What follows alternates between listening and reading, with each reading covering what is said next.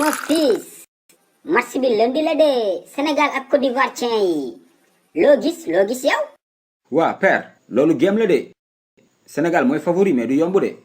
du yomb mooy lan xanaa seetaanoo Côte d'Ivoire tien yi seen match bu mujj bi 4 lañu leen dóor seen camp yi comme rido mayga lu ñëw dugg Guinée Équateur tiki tien yi dañoo coqotaan camp yi ba sonn. waay père bàyyi ma waay ngaan ma ay coxotaan mais nag lii deuxième tour la de c'est différent dóor mu toog la équipe bu jël troisième mën na dóor équipe bu jël premier ah. Malick noppil kuf ma la yàlla bu la yàlla dégg yow doo wax lu baax mukk noppil ti ximlewal ji. mais Malick classement bi Aliou Cissé di teg yow noo ko gisee. mais classement bi nice baax na de. classement bi baax na mais dafa war di teel a dugal booy Iliman Ndiaye Aliou Cissé day déconné waay el tactico. mais déconné wul père équipe buy gagné kenn du ko changé.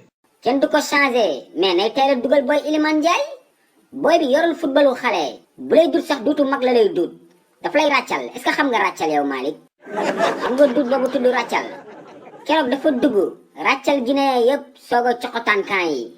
père yow lii moo tax du ma bëgg a seetaanee fii match ak yow lu ñu wax nga ni ancien football bi lu ñu wax nga ni Maradona.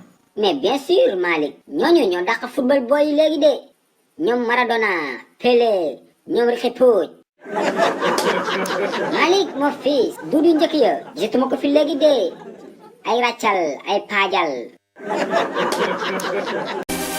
xew-xew amatina de xale yi seen livre les courses de suluxu ñëwatina tome 2 ak tome 3 bi génn na de waaw te bii ba dafa ànd ak lu bees tak non seulement dañu yokk page livre yi ba 60 waaye dafa amaale ay question de compréhension pour améliorer intelligence xale yi livre suluxu bu bees bi am na solo de mani ku gaaw la def commande doo am si livre yi de xale yi gaaw leen woo seen papa ak seen yaay ñu defal leen commande si numéro boobee ngeen di gis man moom defal naa commande sama doom ak samay jarbaat yàgg na ku yéex ñaar gaaw leen